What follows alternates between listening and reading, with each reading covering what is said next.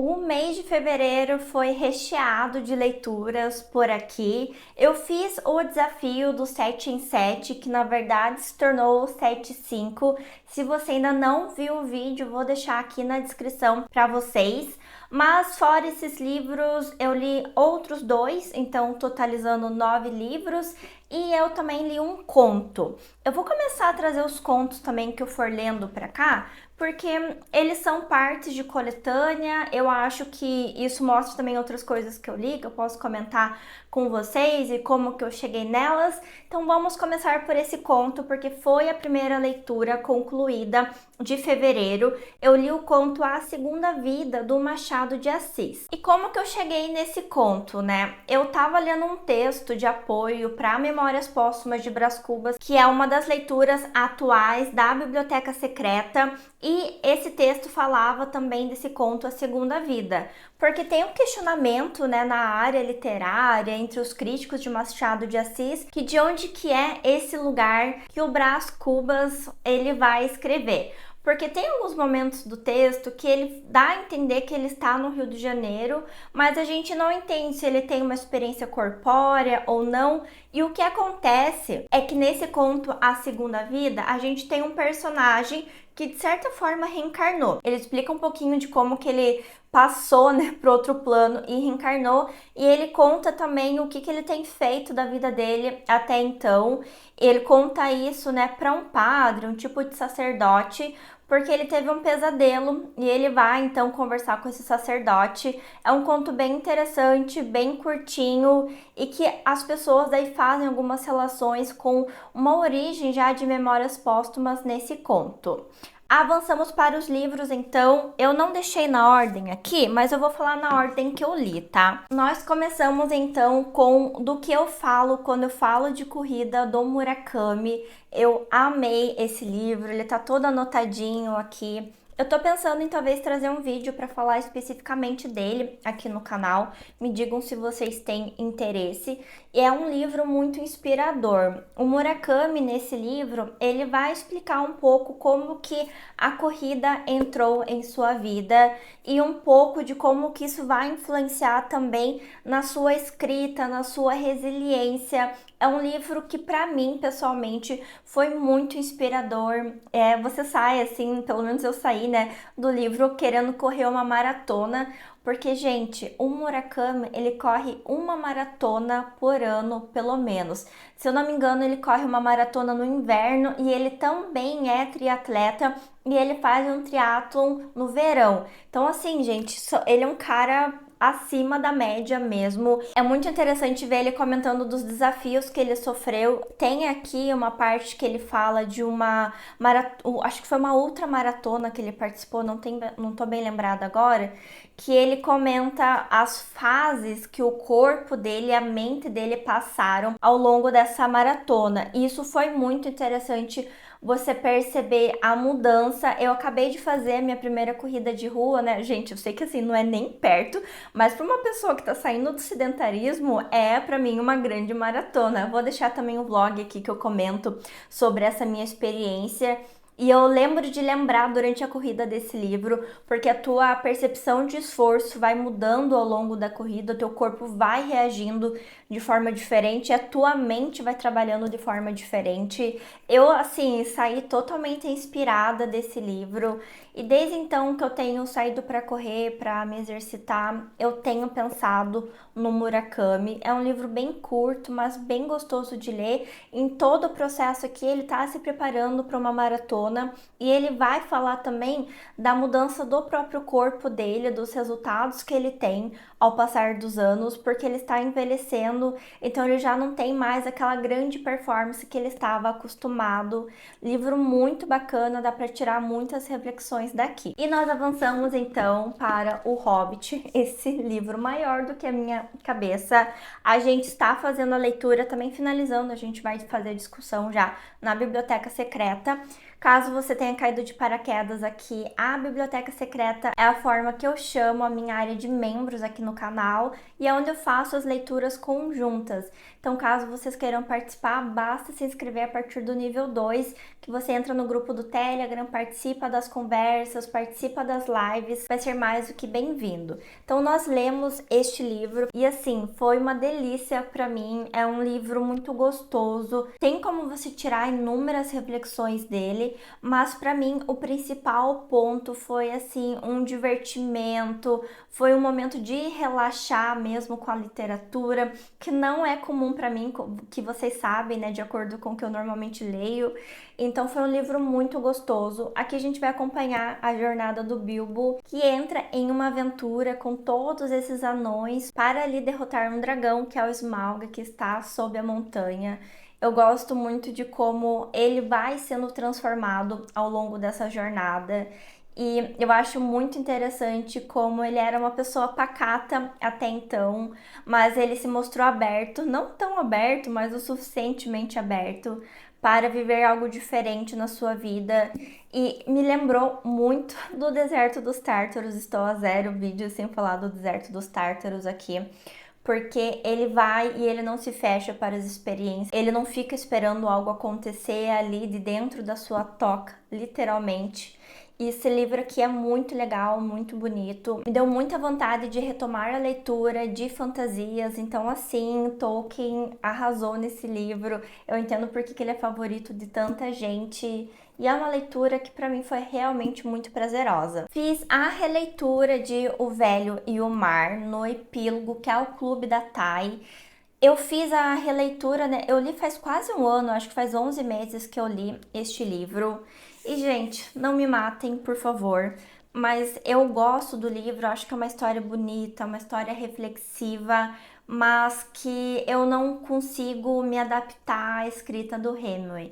Eu sei que é o que as pessoas gostam muito nas suas obras, eu entendo todo o apelo do livro, eu acho, né, que tem realmente muita coisa boa aqui, mas não faz o meu estilo, não faz o meu gênero. Eu realmente gosto de escritas um pouco mais filosóficas, com um pouco mais de digressão, um pouco mais poética. E eu sei que não é o foco aqui do Hemingway, ele não tenta ter esse tipo de escrita antes de qualquer coisa. Então, assim, eu acho que vai ser bem difícil, vai demorar para me aventurar em outros livros dele.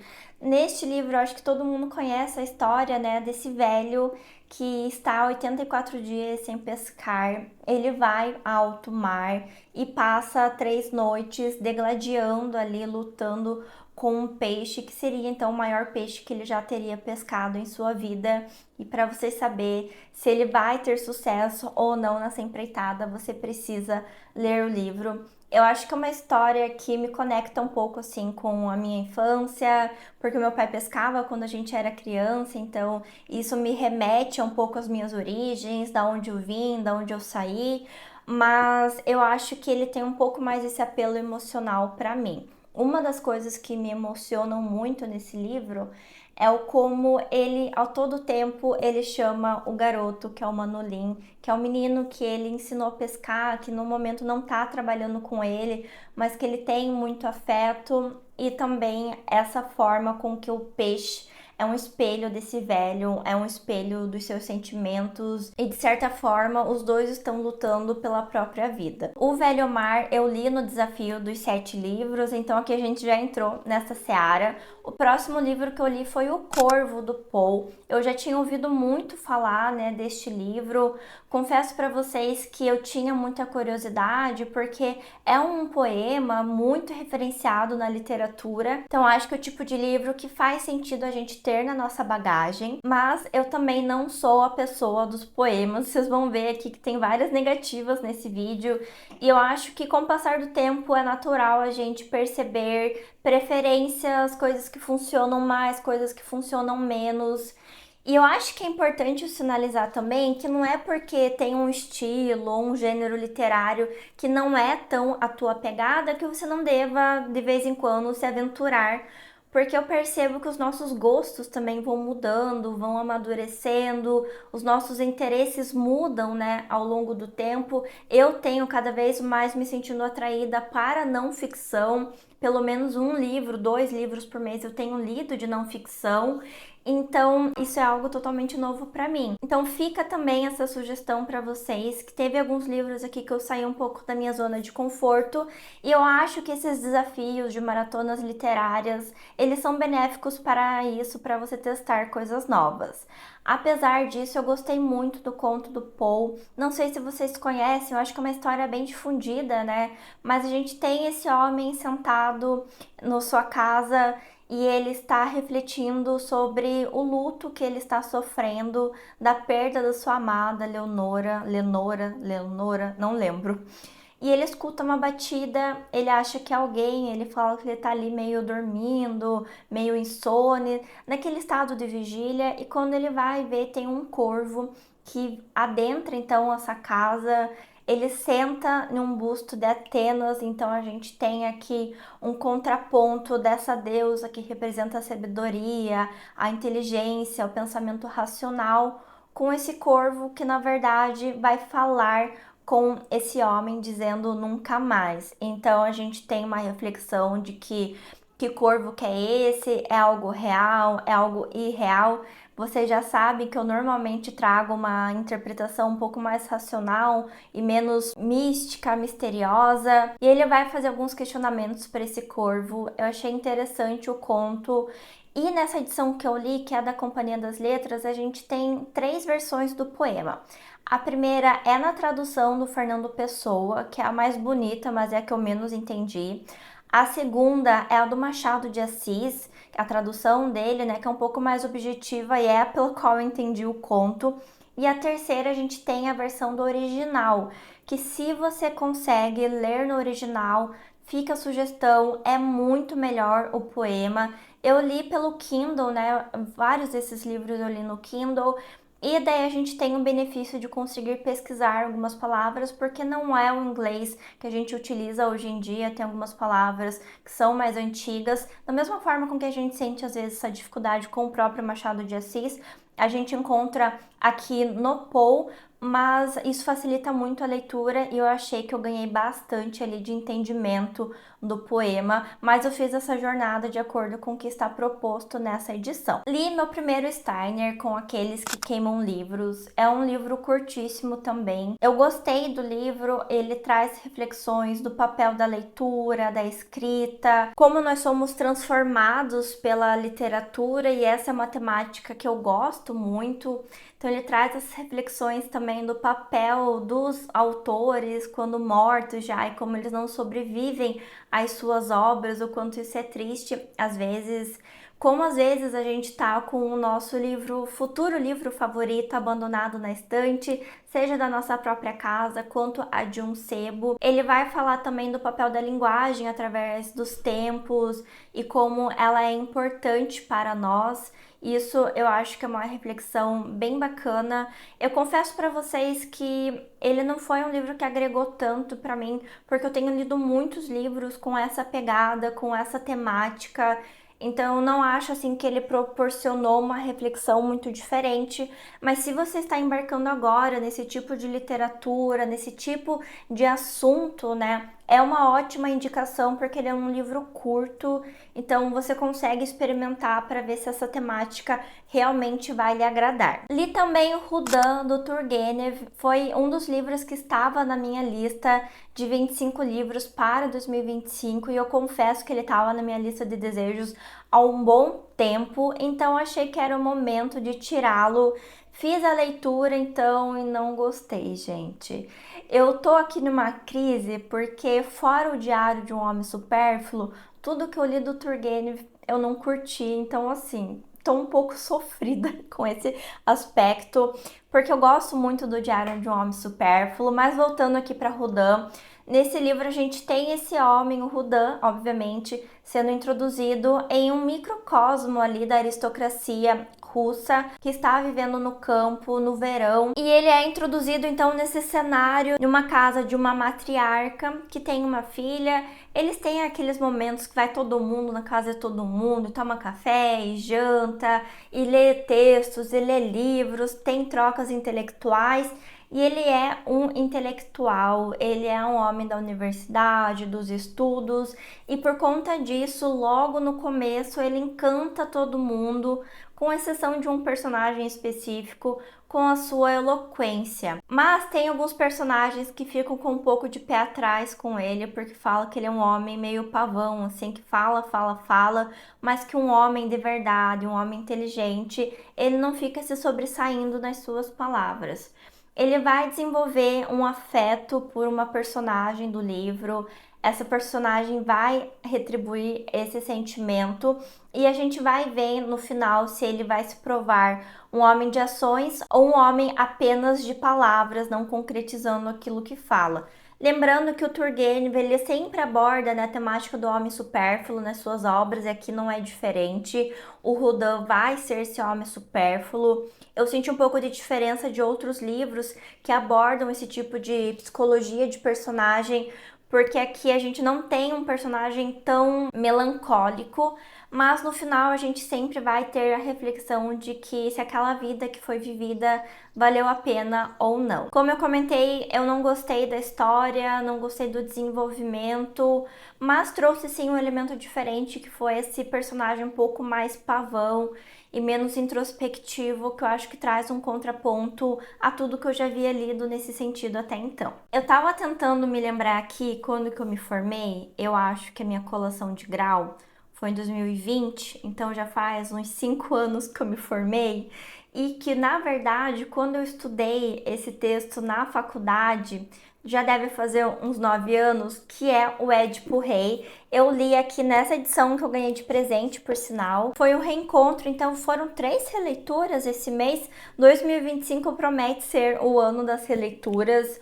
Eu curti muito, eu fiquei com vontade de ler então a trilogia tebana, porque eu sei um pouco da história pregressa, um pouco da história que vai acontecer depois com o Édipo, e aqui a gente tem o meinho, né, da história, que é o Édipo descobrindo que tinha ali toda uma profecia de que ele se casaria com a sua mãe e mataria o seu pai. E, gente, eu tenho a maior referência da minha vida, que é Harry Potter, e Harry Potter a gente tem uma grande profecia também. E eu gosto como, na verdade, na literatura, muitas coisas se repetem, muda o jeito como essas coisas são abordadas, mas na hora que eu tava lendo aqui, eu lembrei disso, e que, na verdade, tentar fugir dessa profecia só faz com que ela se realize, e é o que a gente tem aqui em Édipo Rei. É uma peça muito tranquila, muito fluida de ler. No vídeo dos 7 em 7 eu até comentei que me lembrou um pouco de Otelo, porque tem uma parte que o Édipo Rei, ele vai de certa forma questionar seu Creonte. Na verdade é seu tio, porque ele é irmão da Jocasta, que é a sua esposa e que também é sua mãe. Coisas de Édipo Rei. E ele vai questionar se o Creonte ele não está macumunado ali com o oráculo, que é este homem que vai trazer à tona essa questão de que quem matou, na verdade, o antigo rei foi o Édipo. E esse aspecto dele rapidamente julgar o Creonte me fez lembrar do começo ali do Otelo, onde ele é rapidamente julgado pelo Brabâncio, o pai da Desdémona, mas que no final ele mesmo, o Otelo, julga rapidamente a Desdémona. Então, me lembrou bastante aqui, ótima peça. Se você quer entrar na leitura dos gregos, do teatro grego, eu acho que é uma ótima porta de entrada, porque ela é de fácil entendimento. Eu acho que o fato de ser uma história que está no nosso imaginário coletivo também ajuda bastante a compreensão da peça, é de certa forma já familiar pra gente. Li também um livro de contos que foi Sob o Sol do Meu Sangue, do Igor Chacon, esse livro aqui da Ubique, e que eu acho que ainda deve estar em promoção quando eu estiver postando esse vídeo, que é um livro então de contos que abordam o sertão. Eu confesso, gente, que é uma temática extremamente sensível para mim, essa questão de fome, de miséria, de seca, de sede. Só de pensar nas pessoas passando sede, assim, me dá uma urticária, me dá um desespero. e eu sofri um pouco lendo este livro. O primeiro conto, gente, já me destruiu, que é uma mulher que ela tá esperando ali a volta dos filhos e do marido, e teve uma série de tragédias na vida dela. E você vê assim, meu Deus, que falta de esperança na vida. O que que leva uma pessoa ainda a ter perseverança e continuar vivendo, continuar lutando pela própria vida, lutando contra a seca, contra a sede, contra a fome, contra o calor. Ai, sofrido, gente, sofrido, sofrido, sofrido. Mas é um livro muito bem escrito. Eu gostei muito da escrita do Igor Chacon. São contos bem curtos, e no máximo 10 páginas, mais ou menos, e que faz você muito rapidamente mergulhar nessas histórias. Eu confesso que, com o que eu tenho percebido, até mesmo com o conto do Machado que eu li, eu preciso de um pouco mais de páginas para adentrar a história, para que eu consiga entrar no ritmo, naquela atmosfera, mas que isso é algo totalmente pessoal meu e que talvez isso mude com o tempo, mas é um ótimo livro. Recomendo para vocês, principalmente se vocês gostam dessa temática do Nordeste, que eu acho que o Igor faz um ótimo trabalho aqui. E o último livro lido então foi O Papel de Parede Amarelo. Esse livro estava no meu radar desde o ano passado, ele tinha me chamado muito a atenção, porque ele tem a proposta de ser um conto, na verdade, muito psicológico. O que que acontece nesse conto é que a gente tem uma mulher que vai com seu marido ali para uma casa de campo e que ela está sofrendo de depressão pós-parto. Obviamente que nesta época em que se passa o conto, isso ainda não era difundido, e era uma época em que o tratamento para um adoecimento mental era basicamente: fique deitado, olhe para o teto, não se estresse com nada, não trabalhe, não pense, só exista, que isso vai fazer com que isso diminua o seu sofrimento mental. Imagina, com tudo que a gente conhece agora sobre depressão pós-parto, o quão distante a gente tem das técnicas de tratamento do que é representado neste livro, por exemplo. Eu acho que é uma história interessante. O papel de parede amarela é porque ela está num cômodo da casa que, por sinal, ela não queria estar ali, ela queria estar num lugar com janela, olhando, né, um jardim, olhando para fora de casa. E tem um papel de parede amarelo rasgado, e ela começa, de certa forma, a ter alucinações com aquele papel de parede amarelo, até que ela começa a ver ele se mover e ela entra ali em alguns tipos de delírio. O que eu acho interessante nessa história é a relação dela com o marido, que é um médico, e que ela fala em algumas vezes e que ele não acredita que ela está doente, ou que ele dá uma menosprezada de certa forma no seu sofrimento, e que isso interfere muito em como ela está lidando com os próprios sintomas dela. Ele é tido como um dos textos que vão abordar o feminismo por conta do sofrimento que ela passa nessa relação com o marido, mas eu vejo num aspecto de como a gente tinha os aspectos, né, da psicologia trabalhados, desenvolvidos nessa época, no caso não desenvolvidos, e eu acho que é um bom registro dessa evolução que a psicologia, que o tratamento sobre saúde mental, a depressão pós-parto principalmente, é lidado. A depressão pós-parto normalmente, né, é muito comum de ser marginalizada ou de certa forma diminuída, porque essa mãe, ela está com uma criança e ela precisa colocar essa criança em primeiro lugar, mas ela não tem as ferramentas, as condições mentais de fazer isso. Então é um sofrimento muito profundo, carregado com muita responsabilidade, com uma sobrecarga de expectativas sociais sobre o seu papel. Então acho que é uma reflexão que a gente pode tirar assim deste livro. E desta forma a gente encerra as leituras de fevereiro. Me contem o que vocês leram por aí ao longo do mês. Eu fiquei pensando que, na verdade, talvez tivesse que ter feito esse desafio no carnaval, mas não foi o que aconteceu. Eu espero que vocês tenham gostado desse vídeo. Se você assistiu até aqui, não esqueça de curtir o vídeo e de se inscrever no canal. Falta pouco pra gente bater os 2.000 inscritos aqui, então conto com a contribuição de vocês. Agradeço, como sempre, os membros da Biblioteca Secreta que me acompanham em leituras sensacionais. Eu espero te ver no próximo vídeo aqui do canal.